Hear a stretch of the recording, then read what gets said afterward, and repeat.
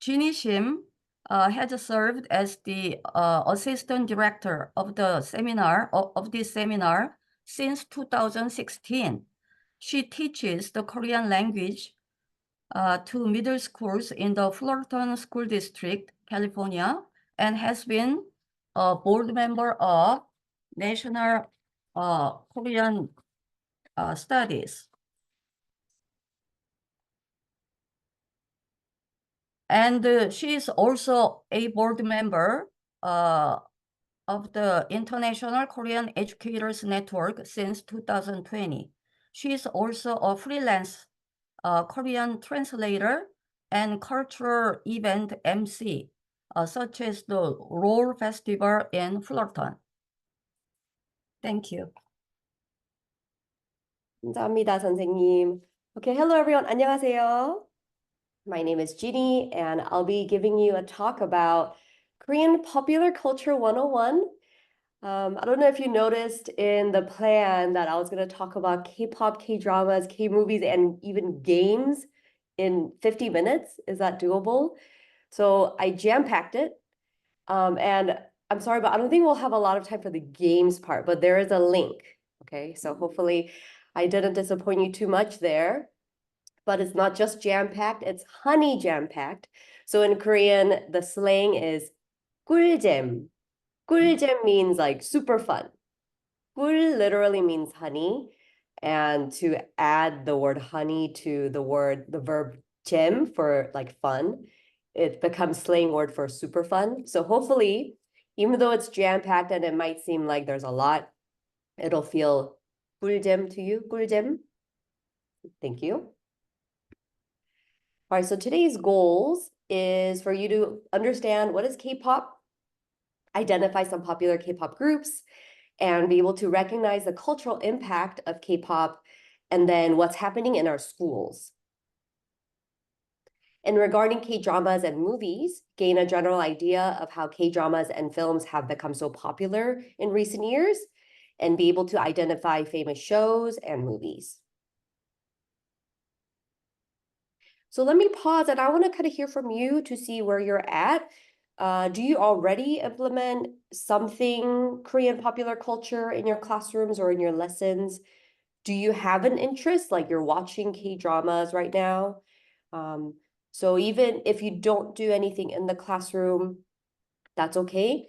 Something that you're interested in regarding Korean popular culture, or you think you want to do something related to blah, blah, blah.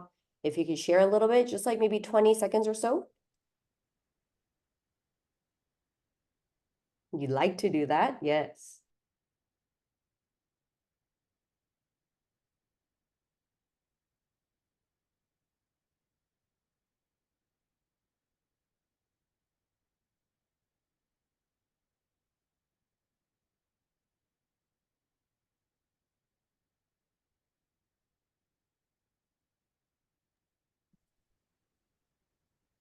Yes, when students request music, right? Yeah, you can play. And there are different ways that K-pop, sometimes the musicians, they implement something cultural, like traditional culture in what they do.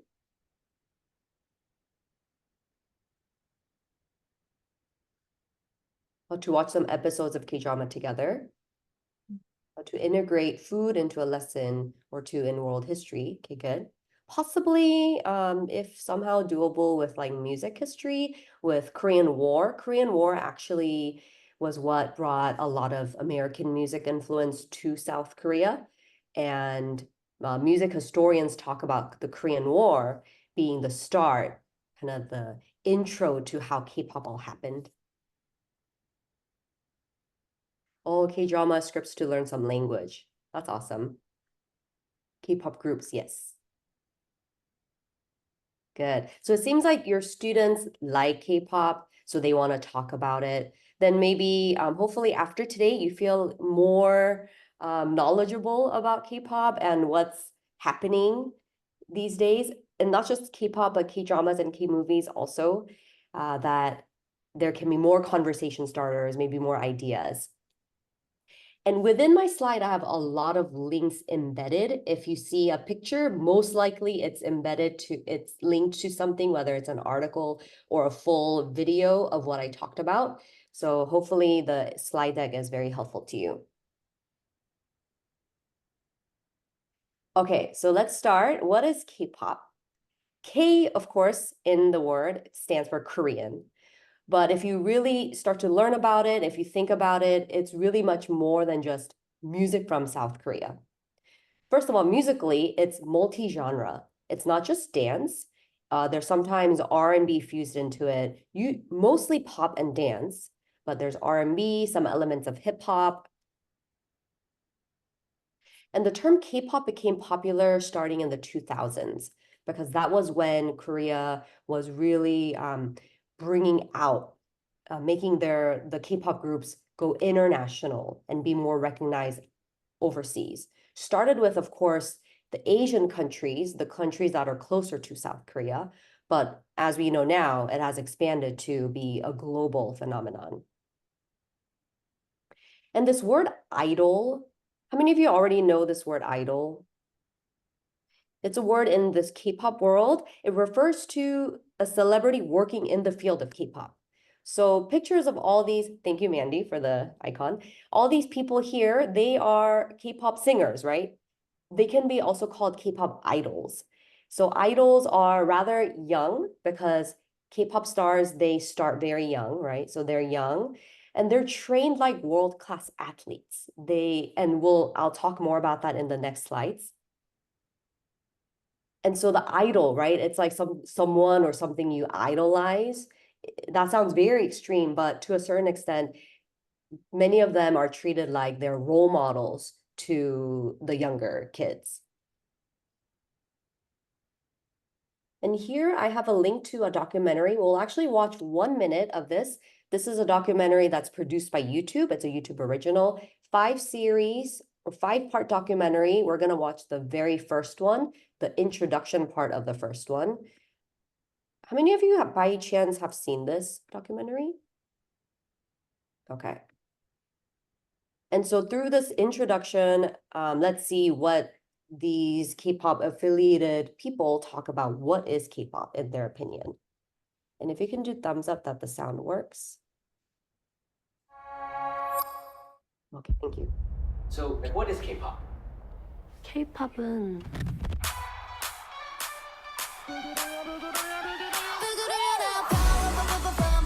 it's bright lights, vibrant colors, crazy concepts. Everybody has to dance.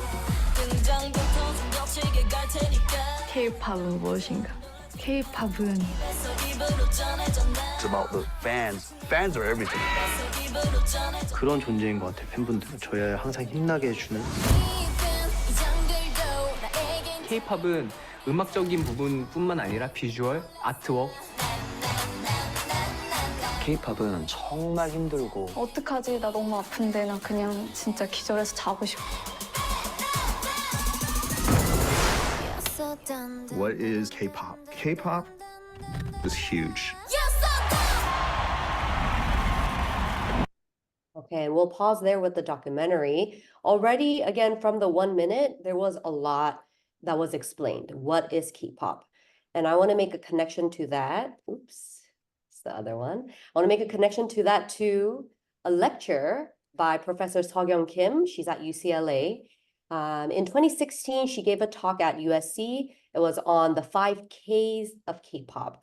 So she's saying the K in K-pop, there are different ways to explain it. There's also a book related to this topic. So the 5 Ks, according to her, kaleidoscopic, corporate, but with a K, kiddled, Korean with a question mark, and the word keypad pop. So I think you already have an idea, right, what she probably means. And through the 1 minute intro, a lot of this was already conveyed. So let's go into that. So kaleidoscopic, you see a kaleidoscope, very colorful, different shapes. They keep changing forms, but they're like bright and really eye-catching. It's not just about the song, but it's a multimedia experience. When a K-pop group, K-pop idol comes out with a new song, fans usually go over to YouTube to check out the music video, right? because through the music video, it's not just the song, but what's the new fashion concept? What's the new choreography that I need to now practice because I want to experience K-pop together with my stars and with my friends. And usually K-pop is associated with being very colorful, bright, and vivid. These are screenshots of music videos, BTS and ITZY. And so I ran through ChatGPT, produced a K-pop star portrait, and I gave them a few descriptions, and this is what I got. Very, very glossy, neon colors, right? So even ChatGPT, this is how they would see K-pop being very colorful and bright. The next K is about being corporate, but with the K. So corporate, because K-pop bands, they're usually associated with major entertainment agencies. And here are the company logos: HYBE, JYP, SM, and YG. They're usually the top 4 that get mentioned when Korean music agencies and entertainment companies become talked about. Because these K-pop idols, they're starting from very young age being trained. And they might have been found by these companies just because the kid looked really cute. They may not know if the kid is good at singing or dancing, but there's potential because these companies are so good at training the kids, right? They have so many people, personnel, and it's been about 25 years, close to 30 years since this K-pop formula started. So Korea is really pro at this now, and especially these 4 groups, these 4 companies. So some start being trained from as early as 10 years old. And so now people talk about this being a formula, a system of K-pop. The link here takes you to episode 3 of the documentary series. It focuses on the trainee's life. And there's a lot of attention on this trainee life, K-pop trainee life, because it's so unique and kind of sad because they work so hard, but the chances of them becoming a big star, even debuting, is really little. So it could be very controversial, right? So I think that's why there's so much interest in the topic. There's a lot of content out there regarding the trainees, and students also are very interested in the lives of some of them are like their peers. And maybe some of our students want to be a K-pop star. So just for them to know how hard it is and to see kind of the negative side to all this fancy, perfect looking K-pop idols that we see on stage. The next K is for the word kidult. It's a fused word with kid and adult because age range of K-pop fans is greater than those of other mainstream music in general. Here I have 2 photos, and the photos take you to news articles about the groups. It's called Bangtan Moms and Nunas, Bangtan referring to BTS, and Titas of BTS. So they are groups of BTS fans, to be specific, but they're a little bit older. They're not teenagers. They're moms. A lot of them are moms, people in their 30s, 40s, 50s, beyond. They love BTS, so they want to come together to watch the shows, go to concerts together, and just enjoy life that way because it gives them joy.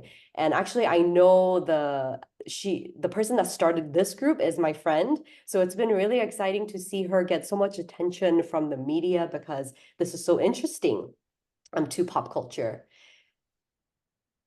So, and there are the links if you want to know more about it. And the next K is the 4th K is Korean, but with a question mark.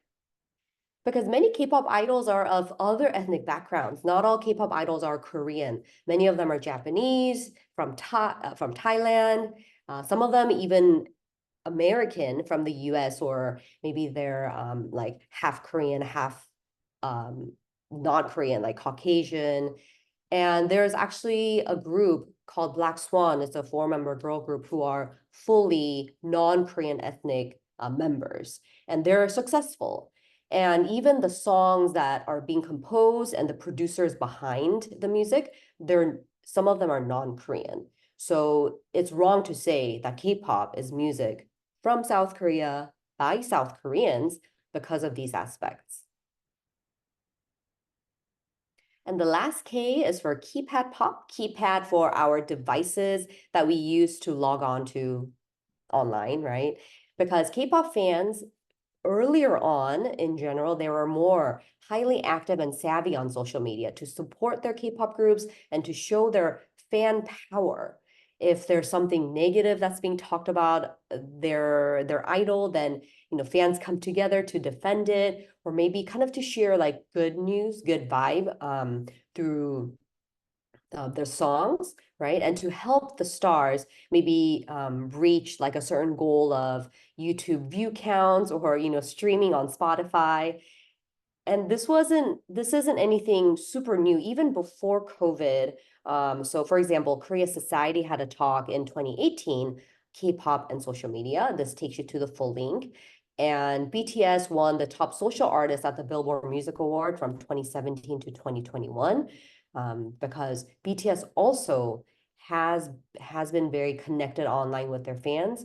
And some music critics, they say one reason that BTS became popular globally was because they really utilized the online platform to connect and to be really interactive with their fans.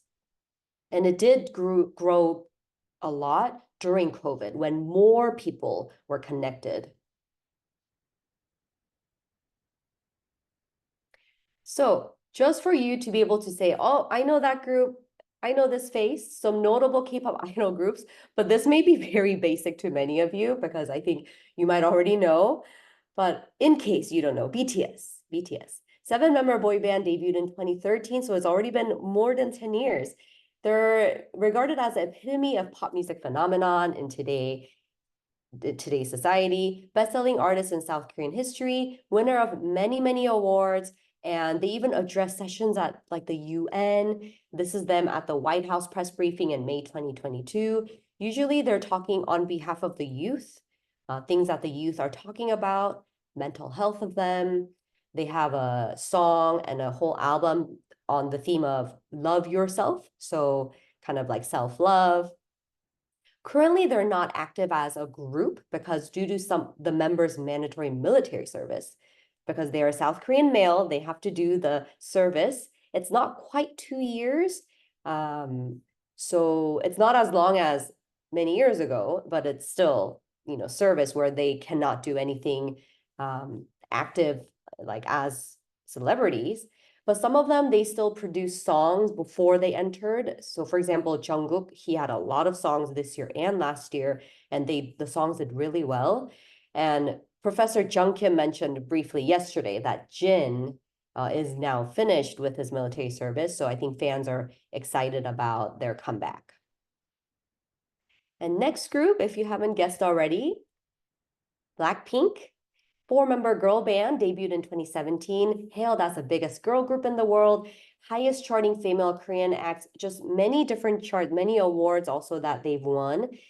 One thing that happened to them was that there was talks about, oh, they're going to disband, but it's not true. They're still working as a group, but each member has their own label, music label as of this year. So they're doing more independent stuff, but they're still together as Blackpink. And the last team to go more in depth through today would be New Jeans. So New Jeans is a 5-member girl band. They debuted 2022, most recent, and they're known for having had huge success in such short amount of time. And many say it's because of their fresh and youthful image with focus on retro yet contemporary blend. That's a lot. I mean, fresh and youthful image is what many K-pop idols already come with, right? But New Jeans, they were more, I don't know, excellent at that. They were more eye-catching. And there was also this aspect of being retro, and that worked well because K-pop fans, they're not just young, right? They were maybe K-pop fans that liked K-pop when K-pop started about 20 years ago, which is kind of where I am too. So all these, people in 30s and 40s, they are still big consumers of Korean pop music. So they also like this aspect of a little bit retro, a little bit old school from New Jeans. And they were called the mega chip in the ad industry because so many companies would want them big names like Coca-Cola and McDonald's already, but that's just to name a few. And of course, just having a lot of recognition. So they debuted in 2022, but already in the same year, they ranked in the best album of 2022 by Rolling Stone. So let's pause here to watch a few videos that show K-pop.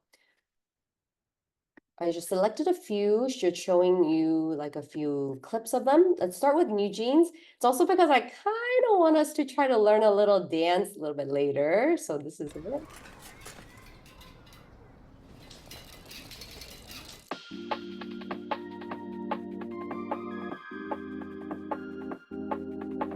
The aspects of K-pop that we talked about.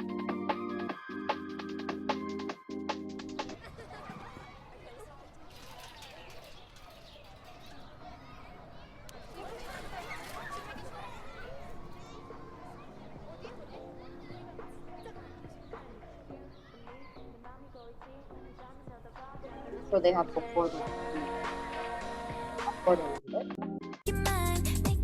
떨리는 지금도 you're on my mind all the time. I wanna tell you but I'm super shy, super shy. I'm super shy, super shy. But wait a minute while I make it mine, make it mine. 떨리는 지금도 you're on my mind all the time. I wanna tell you but I'm super shy, super shy. And I wanna go out with you. Where you wanna go? Find a little spot, just sit and talk, looking pretty. Follow me. 우리 둘이 나란히 보이지? 내 눈이 갑자기 빛나지? When you say I'm a dream. You don't even know my name, dear. You don't even know my name, dear.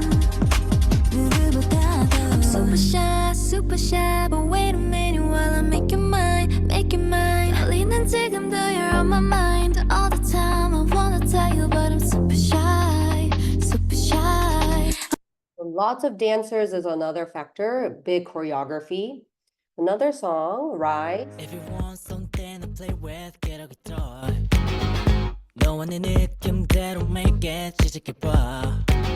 발박자를 맞추고 손은 stepping like 1, 2, 5. 모두 집중해줘 when I play the guitar. Cause I know you know. Oh baby, oh I love you 너 맞추는 눈. Oh baby, oh I love you 너 맞추는 춤. 리듬 속에 그려보는 햇살 가득 담은 꿈 in my heart. Tell me why you play me like a still. I love you 너 맞추는 눈, baby. Still.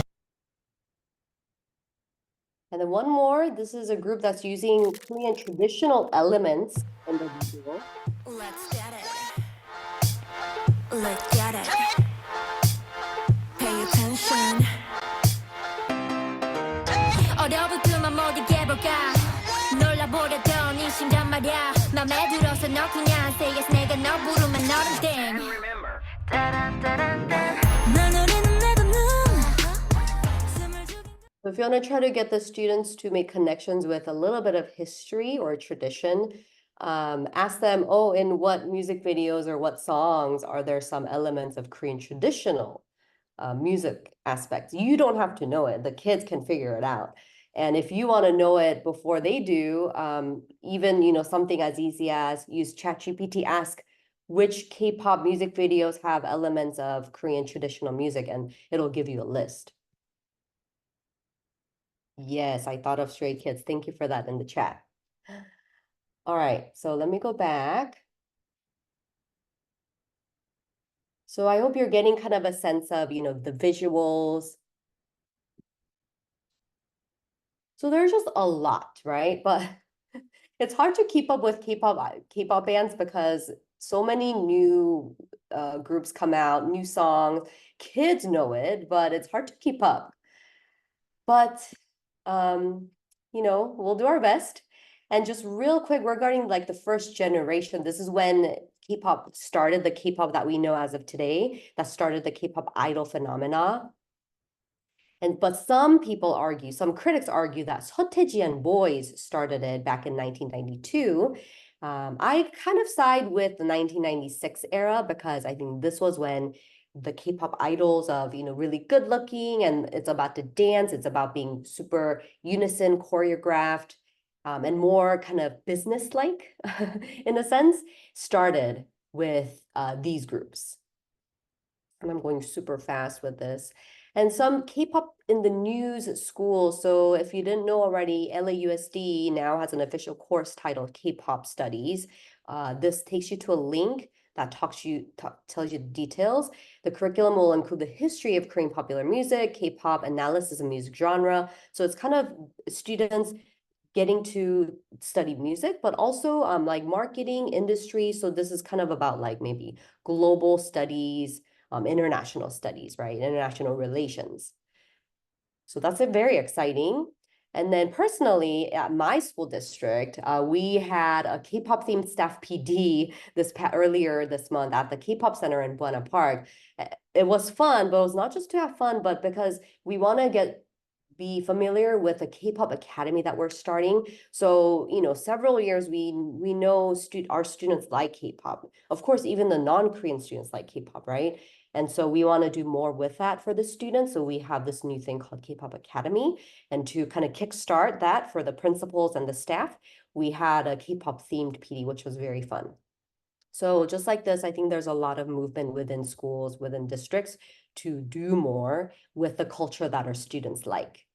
And one of the cultures is the dance challenges. This is a social media trend where participants mimic the original choreography from popular K-pop songs.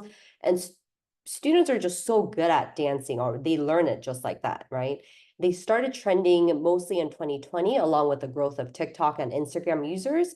And there was an emergence of this, or there is an emergence of the social media dance style where the phone, it's vertical when you have it standing, right? So you have to just dance within the frame. It's not like super big movements out of the frame. So it's all like this. There's now even a class, a university class at San Diego State University. This is from, I think, 2 years ago. They're offering a K-pop dance theory / practice class, and it's very popular. The professor here, Professor O, I hear she's so popular. She's being invited to other schools all the time. So this, even in the university setting, in the academia, K-pop being regarded as a genre very unique and new. There's a book about it, and there's a lot of tutorials that teach you the dance. So I thought don't we have to learn a dance? You're going to tell your students, oh, you attended a K-pop or a Korean seminar in the summer and you don't even know how to dance something. So something really easy though, super easy, because I myself am not a good dancer. I always say, if only I was a good dancer, then I would be perfect as a Korean teacher, but I'm not, right? Just because of that. So if you don't mind to join me, we're gonna try 2 dances. And so this first one,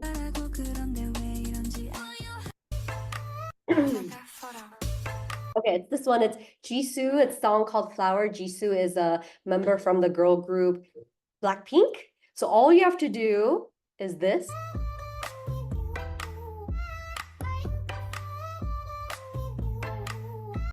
Okay, and this went really viral because it's so easy. And we don't even have to worry about our lower bodies, right? Okay, so everyone, if you hold out your hand like this, oh, thank you. You're the 꿀잼 teacher. 꿀잼 teacher, thank you so 꿀잼, super fun, right? All right, so we're gonna go 1, 2, 3, and then good, and then the other way, 5, 6, 7, go. Oh, and then with your elbow,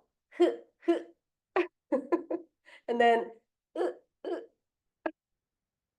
nice. All right, let's try that with the music. Okay. Okay. 5, 6.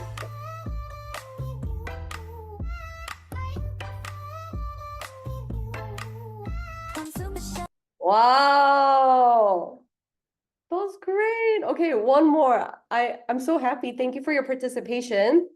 Super shy. So many students dance to this. They love it. This is easy too. So I'll show you the video first and I'll go over this.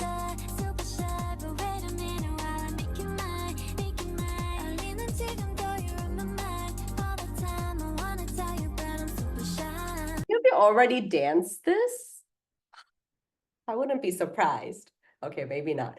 All right, so all we need to do is, so two arms like this, okay? So you're gonna do like your hands like th, th, th, okay? But one arm, the one arm that's in front of you is gonna come down. So 1, 2, 3, and then meet back here, 4. Okay, and do that 2 times. So one more time. 1, 2, 3, 4. Good. And then we're gonna do 1, 2, 3, 4, 5, 6, and then the other side, 7, 8. Okay, good. And then we're gonna do the same thing, but opposite direction or opposite arms, right? Ready? 1, 2, 3, 4, 5, 6, 7, 8. Good. And the last part is more like 1, 2, 3, 4, 5, 6, 7, 8. Okay, let's do it a little bit quicker on my beat. Ready? 5, 6, 7, 8. Super shy, super shy. 2, 3, 4. 1, 2, 3. Other side. 1, 2, 3, 4. 1, 2, 3, 4. The arms, kind of like chicken dance. 5, 6, 7, 8. Oh my gosh, 감사합니다. Wow, 대박. 대박, 대박. 대박 means awesome. And you're 꿀잼 teachers. 감사합니다. All right, I kind of got sweaty. How about you? It's not good. Oof. Okay. So continuing on with my slide, and hopefully you can, impress your students there, okay? Okay, so now K-dramas and films. Just be able to identify popular K-dramas and films and to gain a general idea of how K-dramas and films have become so popular, okay? So I know you might feel like this is way too little time for this big topic, right? But K-drama, so global popularity can be due to their unique storytelling, high production quality, and cultural impact. Usually 16 to 20 episodes. And feel free in the chat, tell me which K-drama you're watching right now or that you love. And it blends genres. That's something that they're known for. And this actually kind of crosses over even with the films. It's about genres blending together and cultural impact that is very Korean, but also non-Korean as well. Due to time, I'm not going to show this, but this clip here, it talks about what are some kind of, I don't know, some stereotypes of K-dramas, but also why are K-dramas so popular? So it's a fun short video. And I think some of you might recognize the posters on this picture.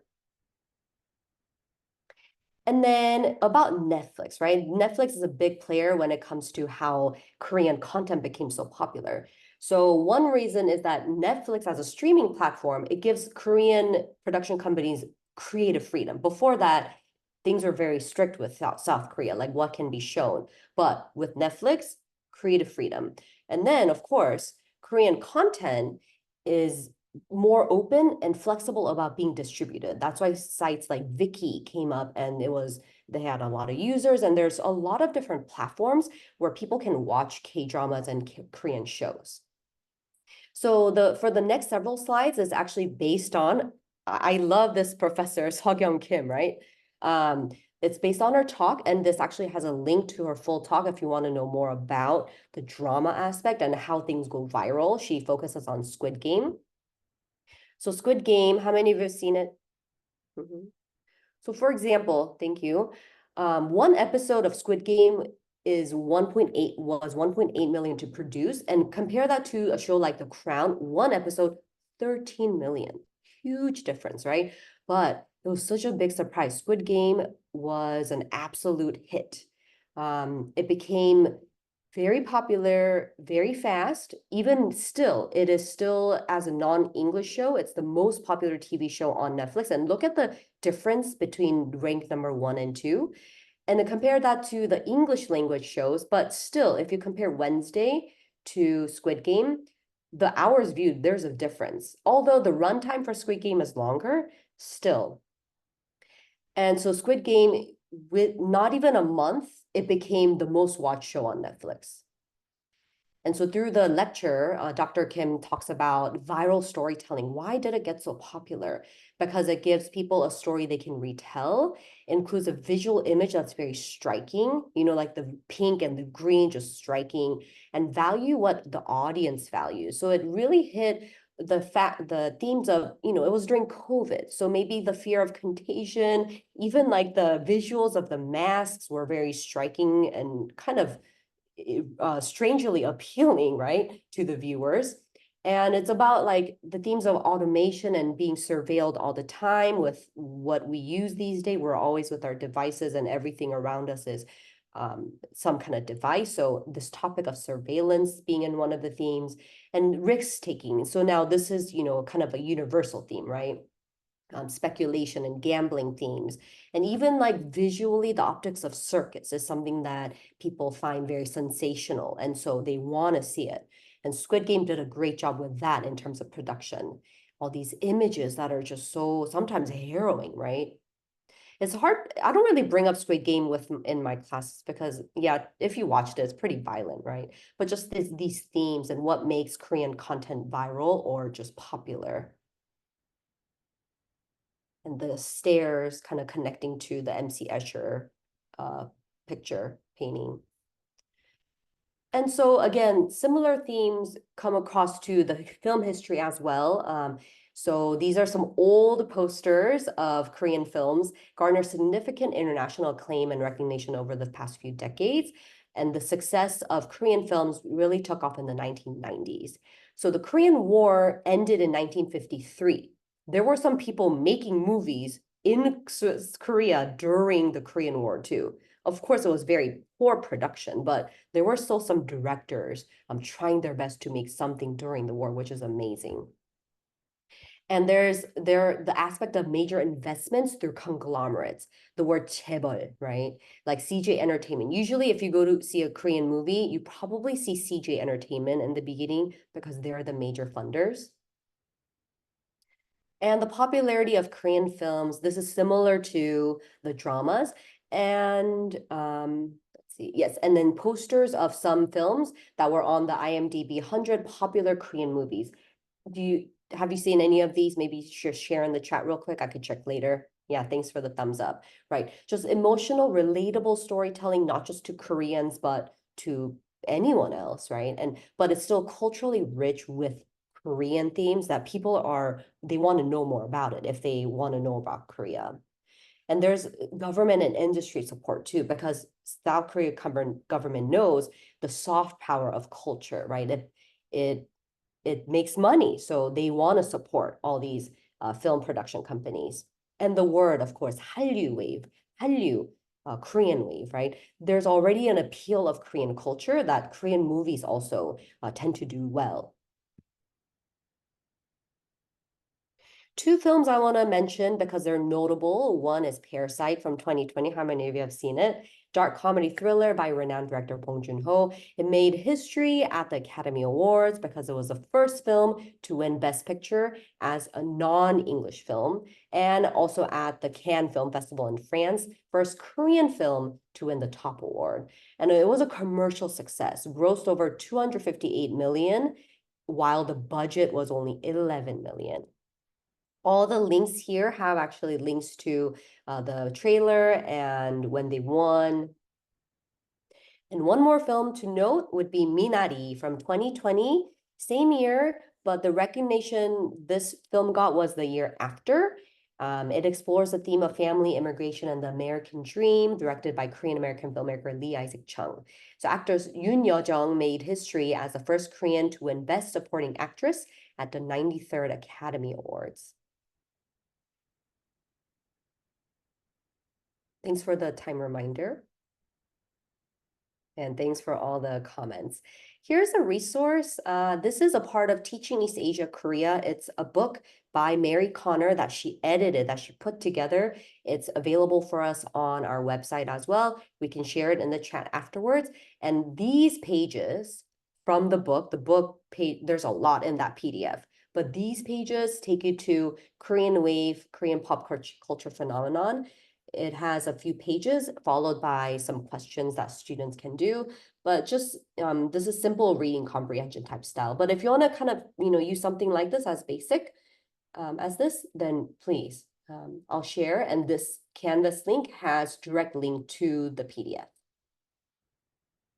And like I said, I do have some games that I do in my Korean language classes. And if I had more time, I would make connections as to which games are traditional and then how are they portrayed in Korean popular culture media that we see. And so how can you do maybe like quick games in classes, even if you're not teaching Korean language, maybe you can use the Korean game, but say it in English. So there is a wheel here. I realized though the wheels are in Korean. So if anyone's really interested, email me. I do have a slide deck that has kind of the list of games that I do in class. I would be happy to share that with you afterwards. So that concludes my talk. Thank you so much. I looked at the chat. Didn't seem like there was a question, but many comments, and I love that. So thank you so much. Yes, I'll share it. 감사합니다.